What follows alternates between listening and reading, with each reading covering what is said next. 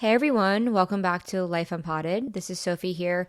Thank you for joining us. Thank you for listening today. It's been really exciting because we are back doing the podcast after a long break, which you may have heard if you listened to the episode before or a few episodes before. And it's been really, really exciting to see that we still have an active community after taking a break. And I think one thing that really made me think about was when I was so scared to take a break, there was a lot of trust that I needed to have in myself in order to do that.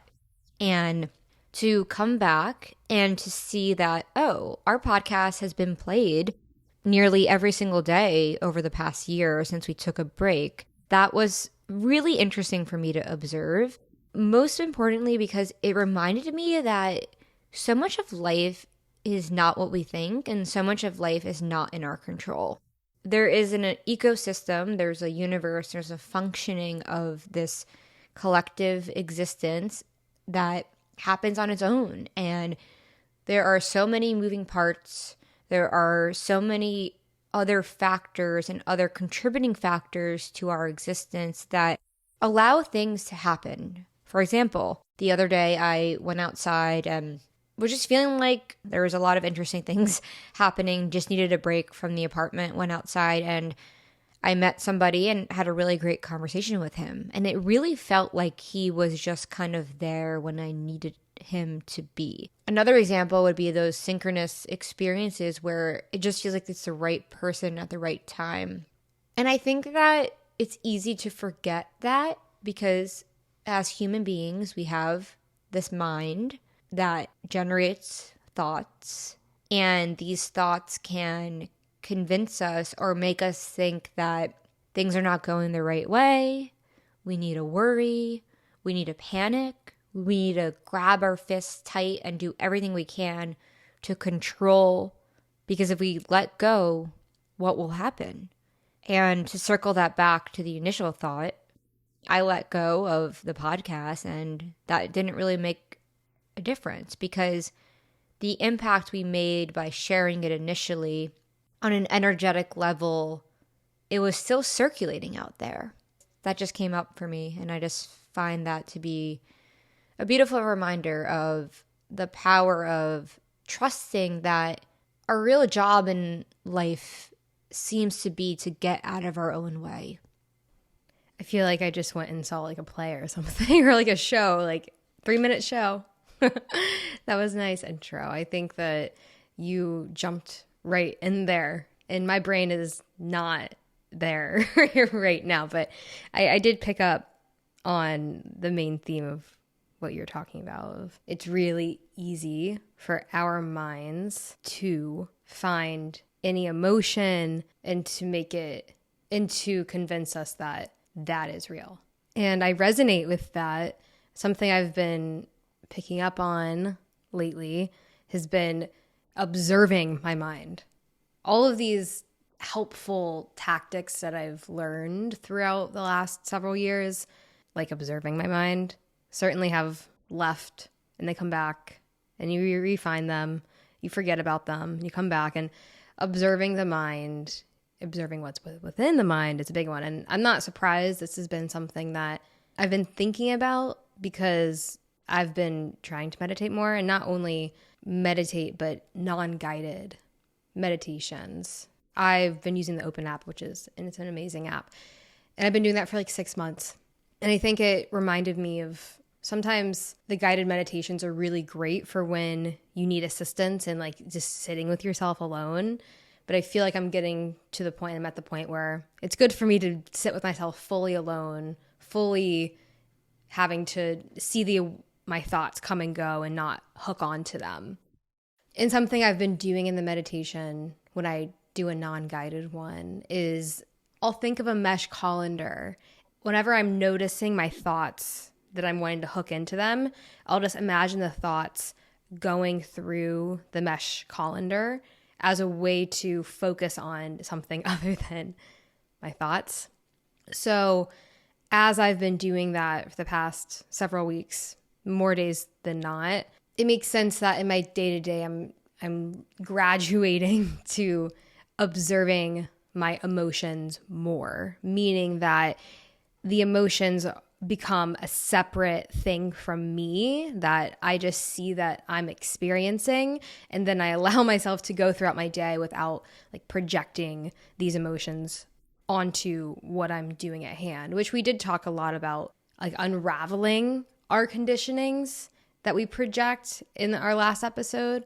But I think for the purposes of this episode, I don't know where it's going to go entirely, but there's something that feels resonant about talking about observing thoughts right now, because it's a game changer if we're able to come back to that recognition. And there's a lot to be said there. There's a lot to be just meditated on in a lot of ways, because when it comes to a topic, sure, there's like the baseline understanding of that topic. But I think really what we've learned through this podcast is that there is infinite layers of deepening into understanding what that topic might mean on a different level, a more resonant level, a beyond logic understanding of, right, like it's actually playing a part in my life. It's allowing me to operate with a different perspective that's less in the mind. Really, it's just moving more and more and more and more out of the mind. And I think that is overall a practice. And that's why this podcast, like why we both, I've had a busy day today. Sophie's had a busy day too.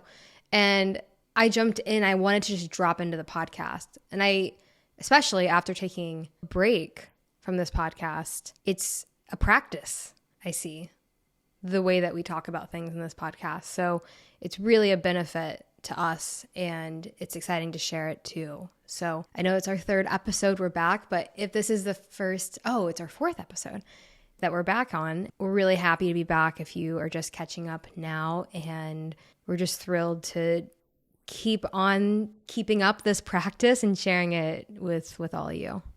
Seems like you are, and we're kind of touching on the idea that everything is changing in every moment.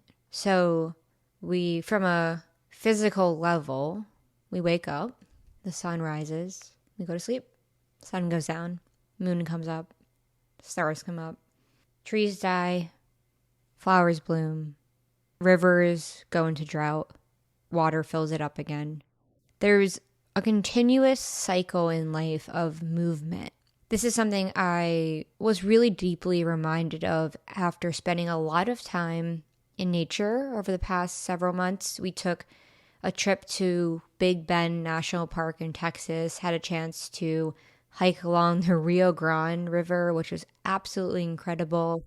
We went up to a state park recently in Texas, the Colorado Bend State Park. We had a chance to camp right along the Colorado River. And I remember when we were sitting along the river at night, and there's a campsite, and if you walk down the trail, right there is the river. And we're sitting there on this rock. It's just me, Daisy, and the moonlight, and the river flowing. And I just really vividly remember the feeling of watching the water go and putting my hand into the water and trying to hold the water and just watching the water fall out of my hand. And it's really incredible when we're able to, if you live in a city and you don't have much access to nature, or even if you live in nature, I grew up basically in the country, and it's not even about anymore whether you're in close proximity to the nature, because I used to look at birds and trees and they didn't mean anything to me. Which is really interesting. They didn't mean anything to me. Everything was kind of dull, I would say, for a lot of, I'd say probably most of my 20s. That's because I lived in a state of, I was always working and money and drinking, and until I had an experience when we did take psychedelics, mushrooms, and I was like, whoa, there's trees and they have roots, and the roots connect to one another. And there's a mycelium network, like the Casey Musgraves song where she's like, under the ground, there's a sound that can't be found, communicating through the roots. Basically, this notion of there's this a natural world out there. And I just think that we can learn so much from nature because at our core, when we really sit with ourselves and we pause, we're reminded that we're not separate from that. So I guess I bring that all up. And I'm also thinking about we went to go swim in the Colorado River close to our apartment recently. And I was swimming in the lake and it was so beautiful. We're surrounded by mountains and I jumped in off the pier. And the feeling of just being in water and why it's so liberating and why you feel so free. And I think quite literally because you're flowing with life. You're flowing with the current.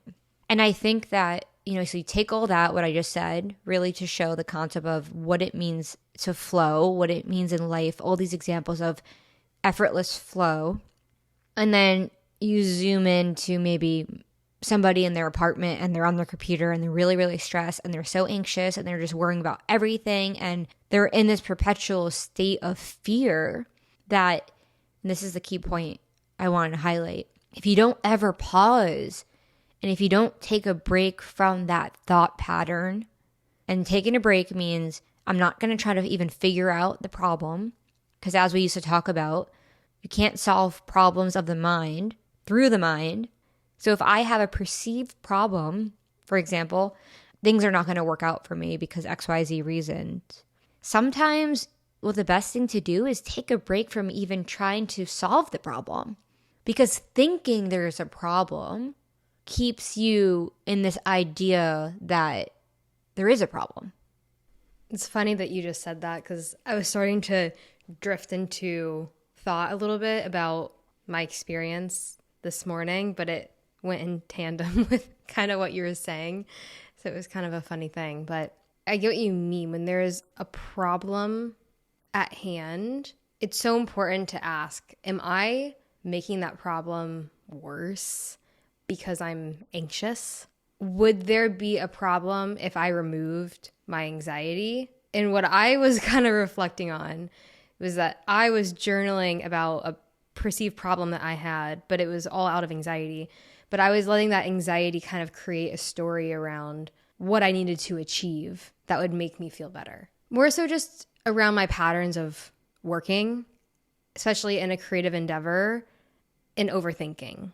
So I was doing some work for a client and I basically just started overthinking it. And I was like, oh, I'm meeting with them in a few hours and there's no amount of time that's possible for me to deliver what I want to deliver quality-wise. And in my head, I was kind of, when I was journaling this morning, I let like kind of that, clearly that's anxiety. But I was seeing that anxiety was more so turning into a story of, oh, like you just need to show up 100% confident and you need to show up a certain way, which is good, which is something I'm working on. But when I zoom out and I look at the moment later in the day when the anxiety broke and then I did it in like 10 minutes, what I was thinking I needed eons to finish, I was like, there's a time and a place for you to overcome and for you to show up in a certain way to prove something to yourself, maybe. And there's also time and place to just kind of walk away and realize that there's no problem. It's just something that's created from your anxiety in your mind. Like there's real problems, ones that need solving. And then there's ones that anxiety is the only problem and that's inside of you. Yeah, Soph. Maybe we can pose the question then, what is a real problem then? Because when I think about that, it's like I think about things that happened over the past few years that I thought my life was over. And that feeling of my life is over used to be much more pronounced than it is now. I don't think I ever even have spoken those words out loud until right now on this podcast. What were they? My life is over, or this is ruining my life, or kind of this catastrophic experience. I think a big thing is that over the past several months, I have tapped so much more into a place of flow, meaning I'm creating, I'm expressing, I'm moving, I'm communicating, I'm out there engaging with what's in front of me. And something I was reflecting on to you, Daisy, yesterday, I was like, wow, we are in the process right now of contemplating moving and what location we're going to move to. And we are thinking about wanting to have a home more in nature. And I think back to an older version of myself who would have been like, what am I going to do in that home? Because I used to just spend my days on my phone, really. And the contrast of that is that now I allowed myself to deepen into what I'm working on. So that means I've spent several months learning the guitar and learning how to draw and learning how to make art and reading all these books and understanding and reading and researching and just learning, because there's a lot to learn about life and the earth. And I just think that that came up right now, maybe to kind of show the point of when we're not lost in thought, a whole world opens up for us to find out what it feels like to engage with what's in front of us. And I think back to when I was at my old job and I wanted to leave the job and I knew I wanted to leave. And if that was me now, I would pause and go for a walk and realize that thought pattern about I need to leave the job right now is just anxiety.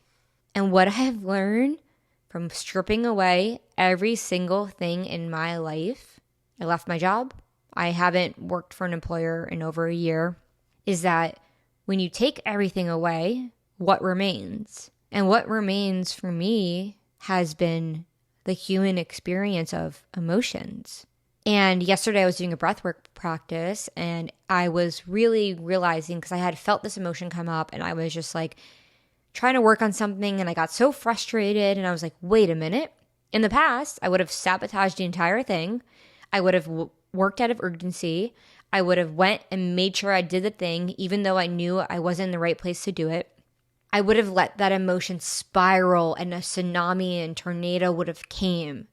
But now, after all this space and really practice that I have had, I would say practice of sitting and creating space between the experience, between the thoughts, I went in and did breath work. And I was talking to ChatGPT about it, actually, I was like, it's so interesting. Now when I do breath work, it's almost like the emotion isn't the same anymore. It's not as intense. And I used a word, it said, it seems like you're resourcing how you handle when emotions come up. And when you breathe, you're able to, this is what it said. Normally, if you're experiencing an emotion and you're in a dysregulated state, like your body's in fight or flight, not only do you have the sadness, but you also have your body being in fight or flight.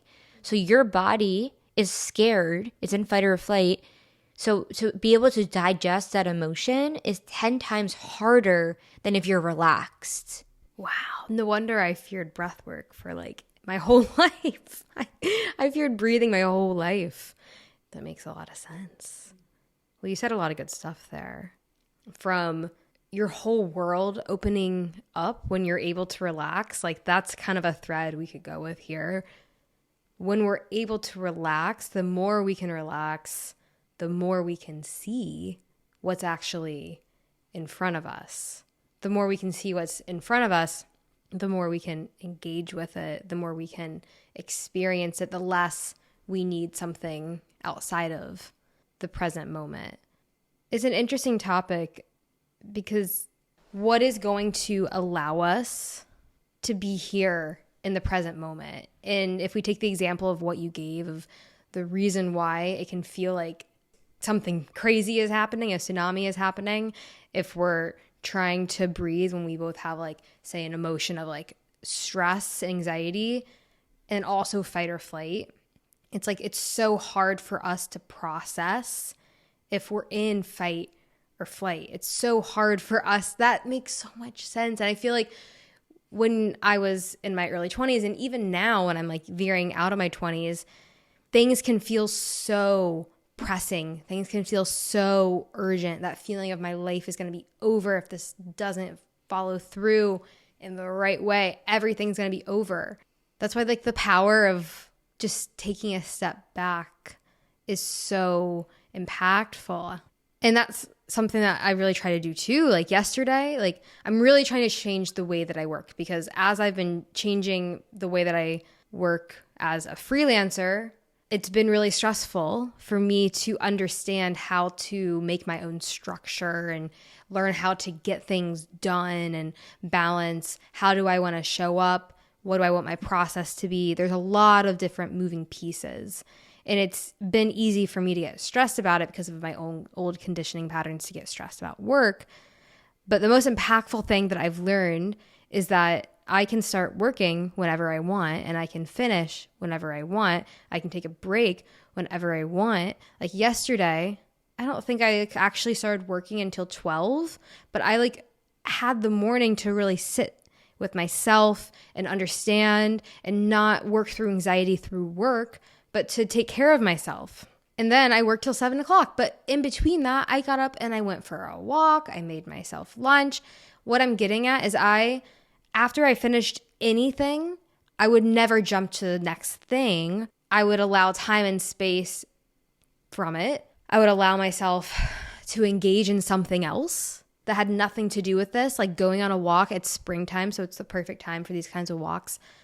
So I would allow space to come in and break that anxiety versus carrying it over into the next thing. And I see how easy it is to carry our anxiety and carry our shit into each moment, and how anxiety tells us we shouldn't pause. We should never pause. So that's something I'm really working on, is just trying to take care of myself first and foremost, and not to work so hard at the expense of my enjoyment. So this topic can span all over. But I think what you said about why breath work can feel so scary is because we're both in fight or flight. If we're holding that and an emotion. And it's a lot, 10 times harder to process that. No wonder life can feel so hard when we're anxious, when we should just be able to slow down and take 20 minutes of uninterrupted time. There's always time. And it's always been joked to my family that I'm a time cop. But I think that's just urgency and anxiety. And if you think that there is some kind of I'm possessive over these 5 minutes or these 10 minutes, it's important to question why. And I'm saying that to myself, especially if it has to do with a loved one or an enjoyable task. And if you can't see in front of you that, if you were more relaxed, you'd want to spend time, you'd want to give this person a hug, you'd want to talk to this person for 5 minutes, that you should do that. I ran into a friend yesterday, a neighbor in our building, and we were chatting about, she said, I heard from someone once that the way you spend your life right now is how you spend your entire life. And I paused, we were walking, and I was like, so this moment right now and us interacting is the totality. It is the utmost experience of our life. Right now we're podcasting. This is our life right now. You can forget that this idea really, I think it's cemented by, again, you go to school and you're always working your way to the quote unquote future. We think, or we've been taught, or we've been programmed to think there's a future, there's an end point, there's a day in which I've arrived. Woohoo, I've arrived. I'm no longer full of any stress or anxiety, and that perceived problem, and this weight I've been carrying is gone. And kind of going back to what I was saying a few episodes ago about creativity, it's not about adding anything. It's not about I'm going to go and achieve something I'm going to get to. On Saturday, I'll feel good. It's about recognizing that you could spend your whole life waiting until the future date to feel a certain way. It makes me think of how I used to live my life, where I just accepted that whenever I was working, I was just going to be, and this was before work from home, that every second I was working, it was kind of miserable. It wasn't my time. I couldn't take time for myself. Sure, an occasional 10-minute walk to get lunch or something like that. But it was the overarching theme and vibe of the experience was you're being watched. And if you're not working hard enough, we're going to make you feel uncomfortable. These kinds of experiences and work environments. And it was okay, once I get a vacation or once I get to the weekend, I'm disconnecting from everything, including myself, because that's what I want to do to feel better. It's these extremes of I'm going to be so disconnected from myself. I'm going to be chasing the dollar. I'm going to be chasing the promotion. I'm going to be chasing all this, but I'm going to feel really disconnected from myself the whole time. And then I'm going to go on vacation. I'm going to go crazy. I'm going to have fun. I'm going to let go and I'm going to forget everything. Like that's how like I feel like I operated even on the weekends. Friday, I shut the laptop. I'm done. I am just going to go out and I'm going to party and I'm just going to show up on Monday and disconnect again. And now I'm just like, wow, life is happening. And every second I have control. I have a level. I think a lot of what that stemmed out of was like when I was in an office, like I felt as a young person, I didn't have any autonomy or control, or I couldn't listen to my body signs of what my body needed. Like when you're at an office, like if you need to like lay down and tune into your body for 10 minutes, like where are you going to do that? You can go to the park if you have that around you. But there has been so much more freedom gained in listening to my body when I am making my own rules of how I do things. And, you know, it comes with responsibility, but also allowing to fully tune into how I want to operate day to day. It allows me to feel more engaged and present in each moment. And that's what we want. That's what we all want. And we don't have to wait till we get to the end of our lives to feel that way. There's these really awesome people in our neighborhood. I've never talked to them, but every time I walk by their house, like they always wave and it feels special. Like they always have their garage open.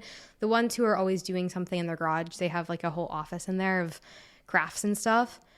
But I just always feel something so beautiful from like just waving. Like that's the extent of our relationship. But I can feel they're really present. And I guess I just feel really strongly in how I'm trying to live is that we can be present in more moments of our life than not. And going back to it, we can't be present if we're in fight or flight. And if we also have emotions that we all deal with throughout our lives, if we're juggling all that, like that kind of has to be the priority. But I always learned that that wasn't the priority, but that is the priority. And that's a process to unlearn that. But I'm here to encourage that because it's going to cause less problems for you and for the world. And this is kind of the point where you recognize, wait, I have an inner world. And it's interesting, as I have spent so much time in my inner world in the past 7 or so months and being so deep into the experience of what is it like when I'm just with myself? What is it like when there's no external noise? What is it like when I'm not asking anyone else's opinion or permission? What is it like when it's just me? An example could be when you're meditating, but really it went beyond that. And we also moved to Austin and I was away from everyone I kind of knew, and that had its own difficulties. But one really beautiful component of that was for the first time in my life, I was able to find out, I have this family, I have these friends, I had bosses, I had coworkers, and you're constantly bombarded with other people's dysregulated nervous systems and projected emotions. So what happens on an energetic level, I've been thinking it's like, you're going to like consume that. Our brain is simply just this like machine that takes an input, processes it, then turns that into your reality. Ultimately, like when I think back to being in a job and I have a boss who is anxious and is angry and is projecting all that and isn't self-aware to recognize that, wait a minute, I'm actually making everyone else's life in here worse because I'm not taking accountability for my emotions. I'm not recognizing that I'm inhabiting this body. I'm the one who can stop and say, let me go take a breath because everyone else here is also a human being who's living and breathing and who has a valuable life. And I just think that I could talk so much about this, but just like becoming aware of a lot of that feelings we can feel sometimes when we're spending so much time with other people, you don't have the space and you don't have a break on an energetic level to feel what it feels like when you don't have your parent constantly asking you about updates in your life, or you don't have a sibling who is trying to control and project onto you. Not even their fault. Again, it's the product of the human design. It's how our minds evolutionary think and or operate. I'm thinking about now is like, well, I don't want to have to isolate myself from people, but I think that it requires what I'm learning is really a lot of discernment of if I'm talking to somebody else and they're sharing their opinion with me, I need to make sure I'm in my body. I never want to leave my body and become the person in front of me and become their emotions and become their inner world, because we can take on other people's inner world. Well, I think it's good to operate under the pretense, for ourselves included, that everyone most likely is projecting to an extent all the time, because we're all just living through our own experience and we're all always going through different emotional states. Sometimes we'll be more clear than other times. But I think it's important to operate under that, because I think that's where things can get messy. Like there's going to be times where, yeah, I'm probably operating under like a more anxious experience, but I know that's fleeting. But that means that maybe there's a better moment for us to have an important conversation than others. And I think that's important to note generally. I think that's why living in a flexible way is benefited, because you can say, hey, I'm actually feeling not in the best, clearest mindset. I could have this conversation, but it might not be very productive. Maybe we should revisit it later after I'm feeling more grounded. I think that looking at facts again of how the body works and how the nervous system works. And I am learning a little bit about this. One of my clients has a podcast who's a therapist who focuses on regulating the nervous system. So I do get to listen to this stuff. But it's like we oscillate between the sympathetic and the parasympathetic nervous system, one being a heightened state of anxiety and one being digest.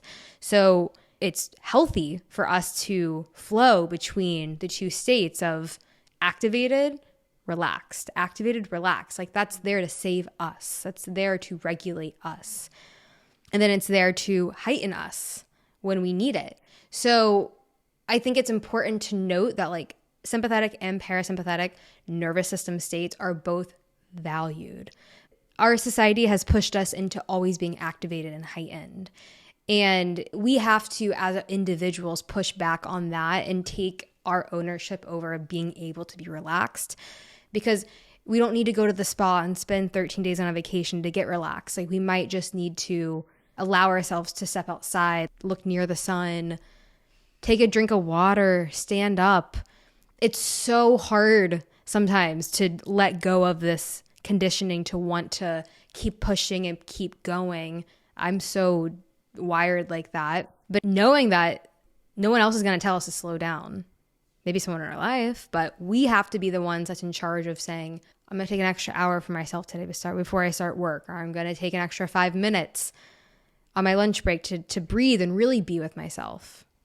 Something that's coming up for me right now is really how I've changed drastically my usage of social media. Yesterday, we were looking back on old videos of when I used to make a lot of content, and social media is something we're revisiting right now as we share out the podcast, because when I took a break from it, my world went from being narrowed and it broadened and it expanded. And I found out, okay, big question, like I posed earlier, is when you remove everything, what remains? And we could be scared of removing everything because we might not know. It's the unknown. What will we find out after that? If I don't habitually grab my phone, then what? Where will I find myself? And what I did find through my experiment over the past several months is that you find yourself in a space where you relax. And I don't use my computer nearly as much as I used to. Just the nature now of how my life is going and how I'm designing my life, quite frankly, because we can design our life because we choose how to create our reality. It's like so much of it now is a lot slower. It's a lot more intentional. It's like some days I'm doing yoga at 12 p.m. Some days I'm playing the guitar at 12 p.m. Some days I'm researching. Like it's like breaking free. I think a huge thing for me was this fixed way of operating. And I think when I was at a job, like that's kind of the way I did. And that's a whole nother topic, because you can go into being like, even when you're at a job, it doesn't matter. You can own your own self and have trust in yourself, whatever.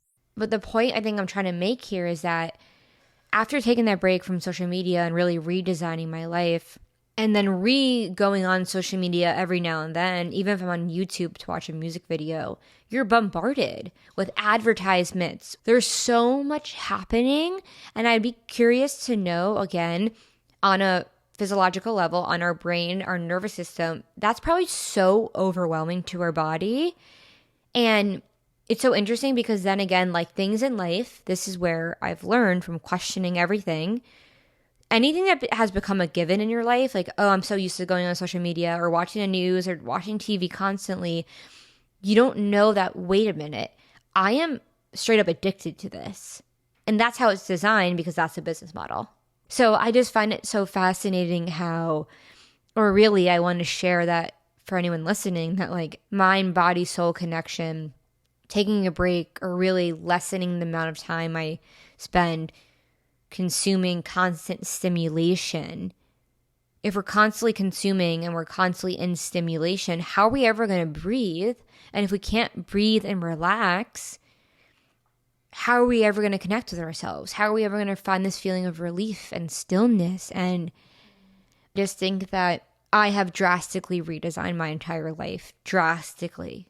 I'm still making sense of the process. It's just been a massive change.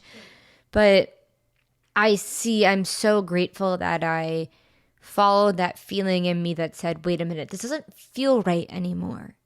So I guess to the listener, maybe a good prompt would be like to yourself, like next time you engage in something, pause and just feel like, do I really want this right now? Do I really want to scroll right now? And here's the thing. Sometimes you do. That's the thing. Nothing's black and white. Nothing's all bad or all good. Sometimes I want to go on my phone because I want to watch something.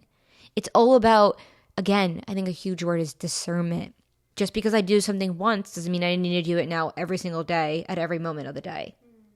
We can do things once for 10 minutes. Then all of a sudden, sometimes in life, I feel like it's like when we do something once, we think we have to do it all the time. And that's where, for me, like kind of breaking routine of any such in my life and living really of what is my body telling me. And that means life is going to change in every given moment.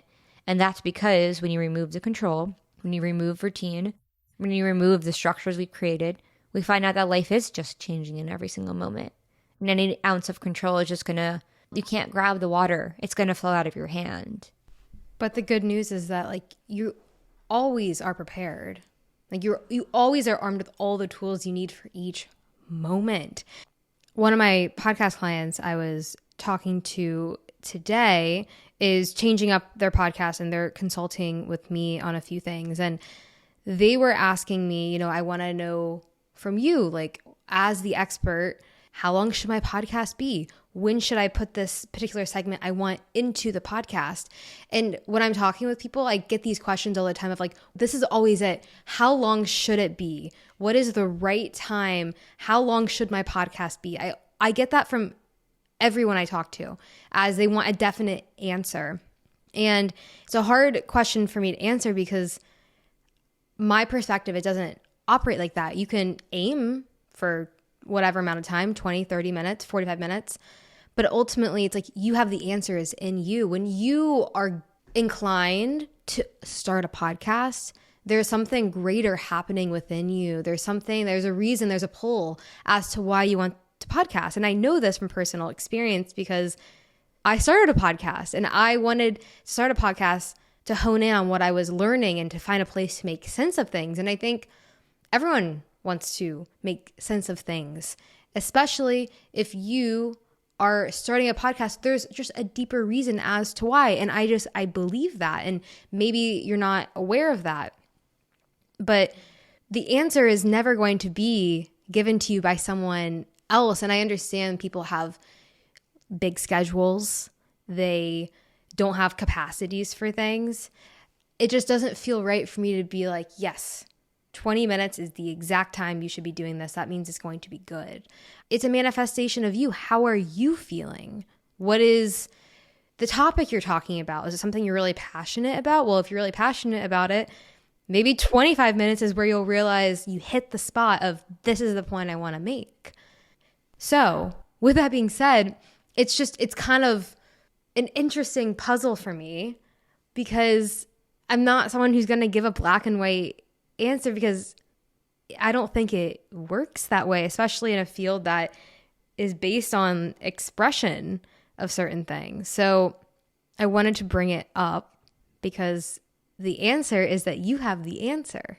And as you go through the process, you will see that answer is revealed to you because it's impossible to see yourself. It's hard to see your inner world, and that's why we create. That's why I do the podcast. That's why I created a newsletter. I'll link it below. because when we're creating things, it allows us to see it as a tangible thing. Like our inner worlds are so intangible, but as soon as we create, our inner worlds become a tangible thing that we too get to experience. So I think that is what we're after when we're creating something. And we have to take the leap, we have to take the risk, because we have to trust that we have our lived experiences to create and paint the picture of the story we want to tell. Dude, and this is why as I've been writing music and recording an album, I've interacted with people who are like, you need the chorus to be this way, you need the bridge, you need it to sound this way. And I let go of all of that, because when a bird is singing out there, they're not singing to achieve a certain purpose. They're singing because that is their body's expression. That is their innate. That is why Rick Rubin says creativity is our birthright. So it's been so interesting with music to let go of all the rules. And I have been, I guess this is why they say, those who are lucky to not know the rules. I didn't go to music school. I went to law school. So I had to unlearn my own level of programming. But when it came to music, this is something I was doing because I needed it to heal. I needed it to feel because of a genuine interest, because I love nothing more than playing music. It's like the most amazing thing in life is music. I truly feel that way sometimes. So when you put that, something that is an innate, natural expression of our human body in the universe, and then all of a sudden you put it into an industry, and then that industry says, well, here's the ways you have to do it, because at one point someone probably needed to create a business, and that business is structured in how to do it because that's what allows them to sell a product. Like, it's so interesting to think about how things became so structured of this is how you do it, even if you have a course on how to draw. Again, that's somebody's business, and that's great. You know, it's great to share things some in those forums. It can be really helpful. But the point I'm trying to make is that if you go too far down this route of looking externally at what has been created, and you think that there is a right way, there is a should. Is there a right way for my heart to beat? Is there a right way for the storm cloud to pass and then go away, and then for the birds to sing, and then the trees to bloom, and then the trees to die? Who's doing that? It's certainly not the person or the mind that's saying should. That is happening outside of the mind. Well, I love when Rick Rubin was asked, like, do you like having a deadline when you're creating something? And he's like, no. Of course not. That stifles my ability to create, but I do like having a deadline when I'm editing, because that makes me make decisions and it's already finished pretty much. So I guess when I think back to the question of asked like by my podcast clients, what's the right amount of time? Is this too long? Is this too short? I think you do it. There's no rules. You sit down and you create. You do it a few times. You bundle it up. You put it out. You sit down and you consume it as the listener, and you're like, yeah, that was perfect. Or you're like, oh, I got kind of bored, so I'm going to make it shorter now. I believe that's how you learn. I don't believe you learn by limiting or defining what should be before you start. So I think that's something I'm navigating and figuring out right now. That's so interesting, and it's making me think of something that I haven't put into words yet, but it has been a huge thing I've been noticing, is that as I'm creating and breaking away from a structured life and a 9-to-7 job and everything being so logical and linear and fixed, is that this process of writing a song, I may write a song one day and then the next day not pick up my guitar, and then not pick up my guitar for a week, and then pick up my guitar, and then visit my art, and then visit my book, and then not pick up my book for a month, and then not pick up drawing for another month, and then come back. Oh, here's the takeaway. When you recognize that life is going to work out on its own and you don't need to control it, and you surrender to the natural flow of life, meaning my body's going to tell me what to do each day. And some days for me, that's I'm not doing anything at all in quotes, but really what I might be doing is calling my dad, or feeling the feelings I need to feel, or reaching out to my grandparents, or reading a book, or going to the grocery store. It has naturally allowed my life to become more holistic, because my life used to only be what I'm creating, what I'm building, what I'm working on.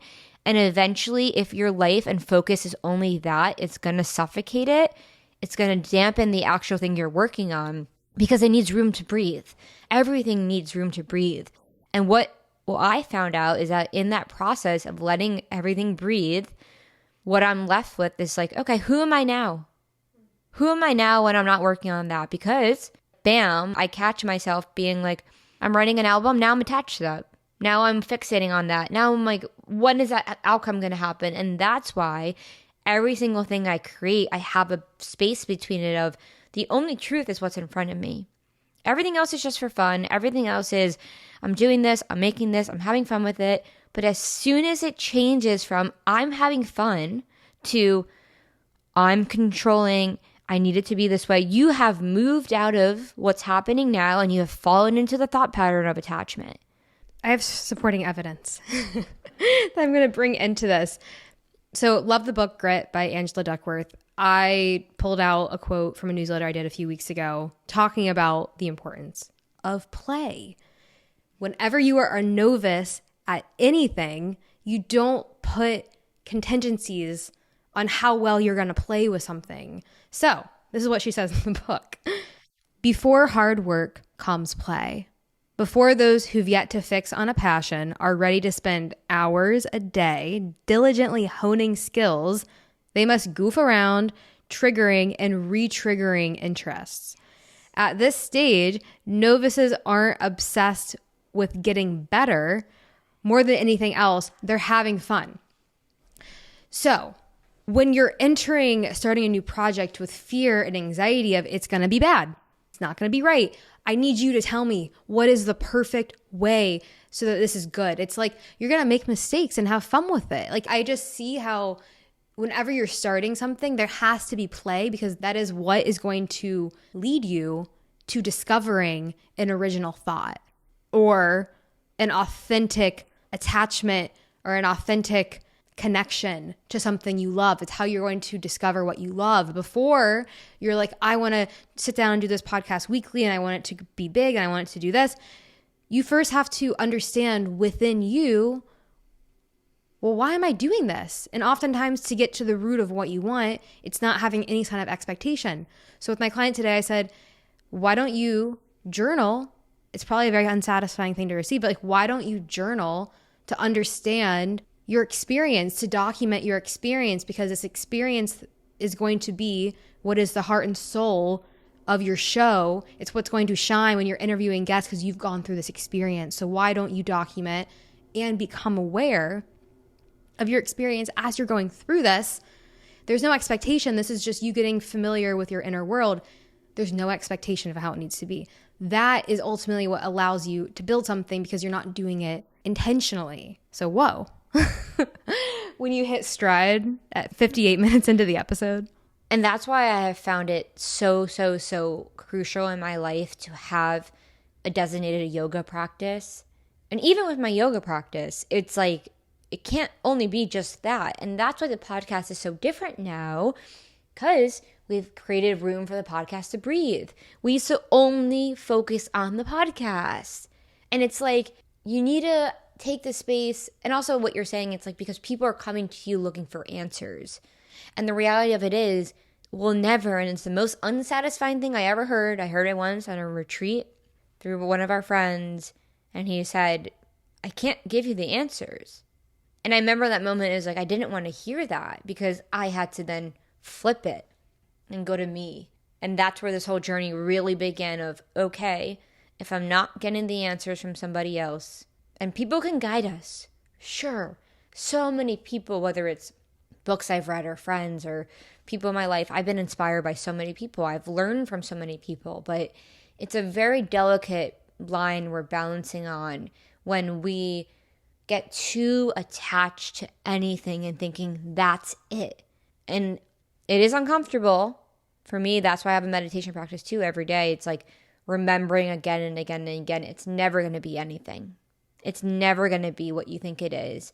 Because going back to exactly what we said, this is life right here, right now. There is no endpoint. So instead of asking, what is the answer? Instead, ask, how can I immerse myself in what is actually unfolding right here, right now? And there, to the extent there is any answer, the feeling for me of, oh my God, I wrote a song. It didn't come from trying to write it, but you will end up in the feeling of what it feels like to connect to you, because that is like the truest thing we can do in life is connect to ourselves.